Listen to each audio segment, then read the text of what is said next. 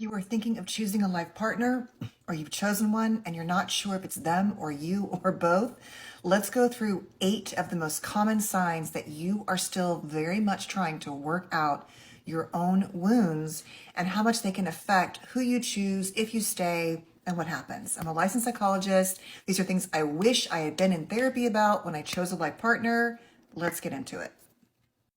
Number 1, feeling ashamed at truly expressing what real emotions you have.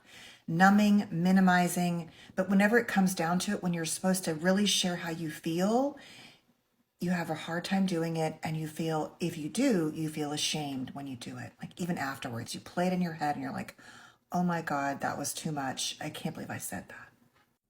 Number 2, being ashamed of your body, period.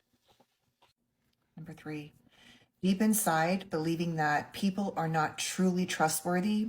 In your mind, you've decided that this person might be the one person you can truly trust. That's a sign. This isn't the one special human on the planet. If this is an underlying theme for you, it's often from a wound. Being extremely conflict avoidant and not knowing how to self-advocate as a result of that, so you don't do it. And the next sign, which is being a people pleaser, a compulsive caretaker, or you're so good at the outside in orientation that you swoop in and you take care of everyone else, thereby neglecting your own pain and your own emotions and your own needs.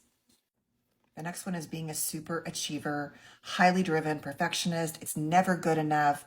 All you ever do is reassess how much you could be better, learn more, make more money, be more successful. It never ends. It's never enough, but you can't stop the drive because deep inside there's a belief that when you finally get to the pinnacle, you're going to feel healed.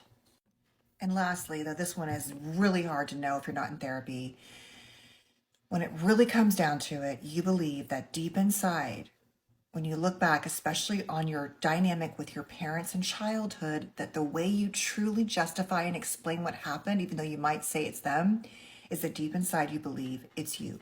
You're unlovable, unworthy, and you'll never be good enough.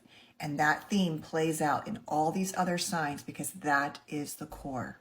If all of these things or any of them are going on before or while you're choosing a partner, no, we're not going to have all of these things healed. I'm not saying that, but like if these are a lot of your unprocessed wounds, the best case is to do some work somehow, some way to help you do some healing so that you can decide and choose who you want in your life and not have them just be there as a result of your trauma.